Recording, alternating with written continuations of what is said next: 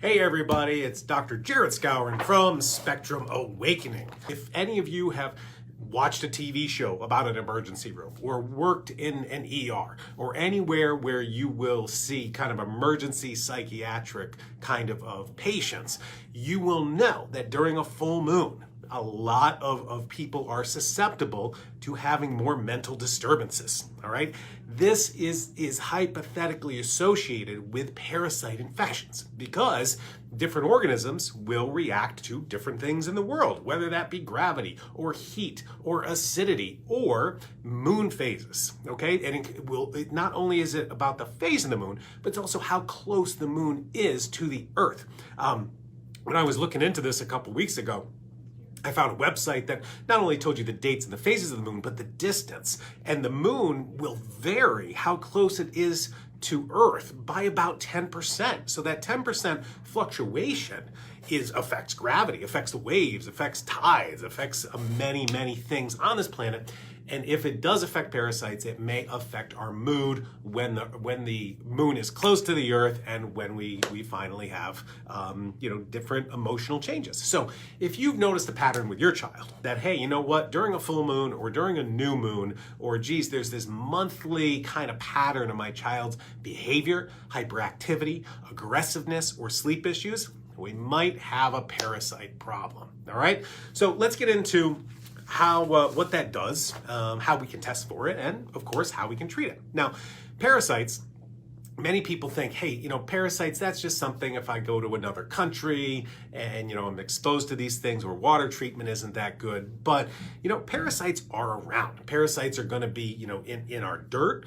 They're going to be in our food. If we have, some kind of undercooked meat, we may get parasites, or somebody who might be kind of eating dirt when they're out in the yard. Who knows where you can get this type of, these type of parasites. They can be everywhere and anywhere, and we want to make sure that we can identify if our child has a parasite infection and, of course, how to treat it properly. In fact, there are some countries in the world, I know Brazil is one of them, where most people in the country get a regular annual prescription of parasite medication just because parasites are such a problem in those areas. And they know, hey, you know what? Most of us are going to get a parasite, regularly. We might as well take a preventive medicine for it or a treatment medicine for it just on a regular routine basis. So those things can be issues. Now, a parasite infection, where does this occur?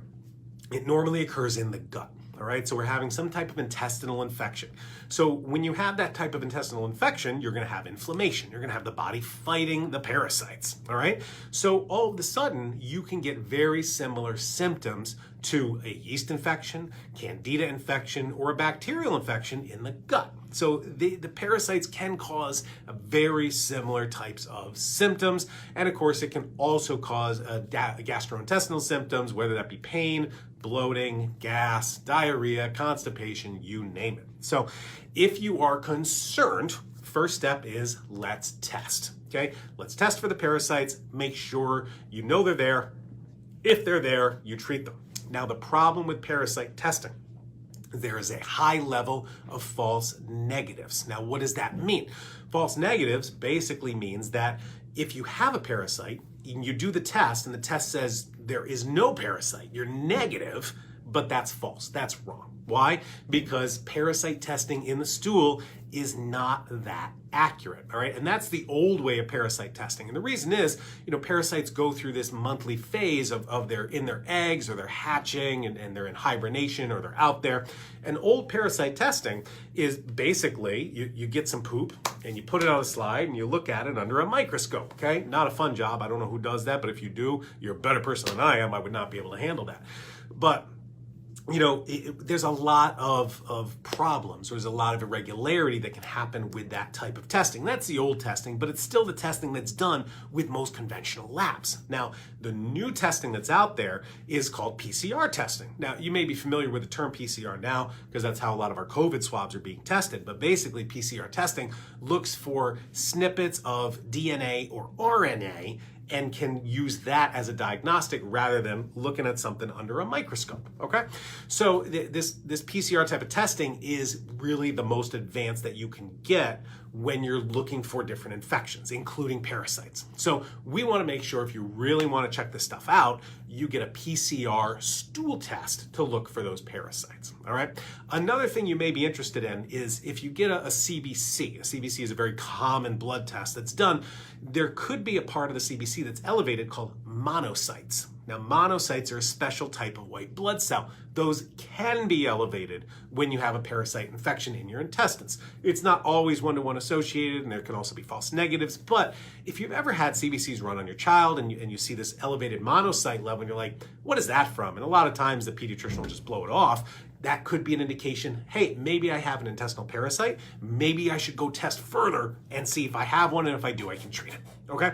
So that's kind of like a general overview. It's symptomatology is going to be very similar to the yeast and the bacterial infection. You're going to have GI issues. You're going to have emotional, psychiatric kind of changes with these type of infections. So let's talk about some research associating it with autism, talk about some testing possibilities, and talk about some treatment options. So first off, this is for those of you over 40, cheaters on, this is a research study just from October this year showing a relationship between a certain parasite, toxoplasmosis, and autism. And this talks about how toxoplasmosis, which is a foodborne parasite, is investigated in many psychiatric diseases such as autism, and toxoplasmosis plays an important role as a risk factor for autism. Okay, so we know there's an association. Not only an infection in the children, but a prenatal parasite infection. So when you're pregnant, a parasite infection could affect the child. Okay, so this is prenatal toxoplasmosis, antibodies, and childhood autism. That talks about the findings suggest that the relationship between maternal parasite antibodies and odds of childhood autism may be related to the immune system response to the pathogen. Okay, so again, we've got parasites in the child or potential parasites when you're pregnant that could be affecting risk factors for autism. All right, so just a couple research studies on the association. All right, the association's there. Great. Now we want to look at everybody as an individual. Do I have parasites? Does my child have parasites? All right. The best way to test is a stool PCR analysis. All right, a regular stool O&P, high risk or high odds of false negatives doesn't give us the right answers all the time. So you want to do a stool PCR. That's the way to go. Okay. We currently have on our website a stool PCR test from Genova. Okay, great stool test. We've had that on our website for a year. Today, we are launching another stool test, and that stool test is called GI Map. Now, GI Map is, again, the newest stool test on the market, and pretty much agreed upon as this is the next generation of stool tests. If you're going to do a stool test and you want to do what's new, the GI Map is there. That doesn't mean the Genova test is not good. It's really good. I think the GI Map is just the next generation of this stuff. Okay, and secret story when you unveil things, the person who created the original stool test, which is what Genova and Doctors Data and Great Plains have, they all have that same stool test. He then made this new company and this new GI Map test. So it's the same guy who invented all these stool tests across the country, and this is his next generation. So we now, as of today, have the GI Map stool test on our website. So if you're interested in getting it, order it from our website. We will ship you the test kit. You collect it, you send it back to the lab per the instructions, and then when we get the results, I will be writing a written interpretation and sending it to you. So you get the lab results, you get my written interpretation on what does this mean and what can we do, okay? This is what the test looks like. So this is a GI map. This is a sample report. It'll give you different bacterial pathogens such as Campylobacter, C. diff, E. coli, a couple parasite infections here, viral pathogens. That's one thing the Genova stool test doesn't have is viruses.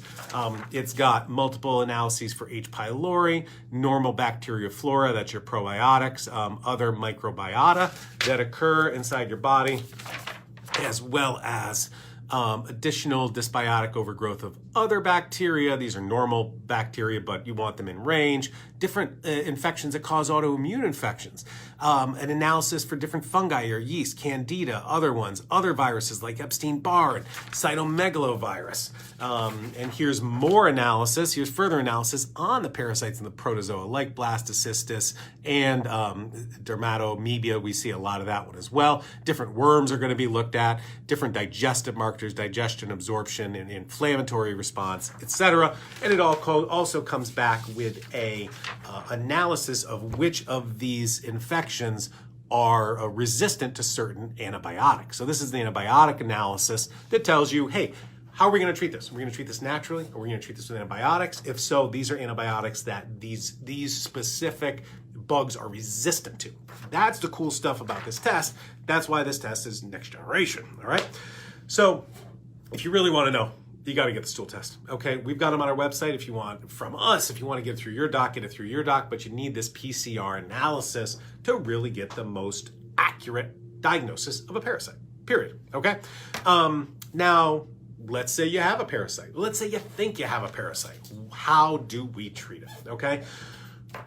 The number one, in my opinion, treatment for intestinal parasites is an herb called Artemisia. Okay, Artemisia, the active ingredient called artemisinin, or the slang term for it, that's a Latin term for it, the English term for it is wormwood. So wormwood is Artemisia, same exact thing. This has been used for hundreds of years for parasites, and it works fabulous. So we have a product that is pretty new, it's a few weeks new, called Paraslayer. Okay, Paraslayer is a combination of many different ingredients, as you can see, and you can read these in more detail on our website. I don't expect you to be able to read this on your phone, but it has the Artemisia, which is listed as wormwood here. It has biofilm enzymes. It's got reishi mushroom. It's got other herbs like oregano and caprylic acid and aloe vera and anise and black walnut, and it's got a probiotic in it, okay? So the probiotic isn't very high dose. It's 4 billion of lactobacillus,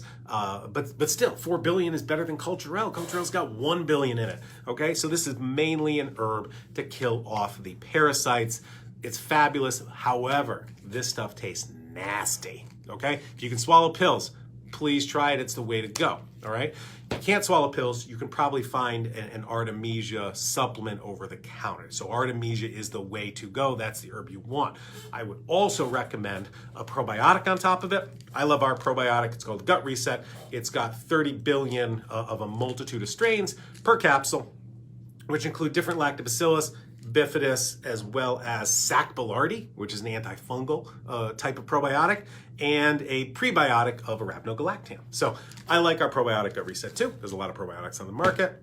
Ours also does not contain any strep strains. Strep strains of probiotics can flare those who have pandas. All right, so that's what we have to help. Does it work? Let's go to the research. All right, so here is research study talking about anti-malarial artemisinin, all right? And this says the World Health Organization has recommended artemisinin, that's the Artemisia active ingredient, for the treatment of malaria, which is caused by the parasite Plasmodium. Artemisia is a potent anti-malarial, and malaria is caused by a certain type of parasites. However, again, brand new research. It's December of 2020. The modern pharmacological research of Artemisia revealed to show inhibitory effects. That means it kills it, okay? Kills parasites such as Plasmodium, Toxoplasma, et cetera, et cetera, et cetera. Kills viruses like Hep A, herpes, HIV. It kills fungus like Candida and Saccharomyces. It kills bacterial infections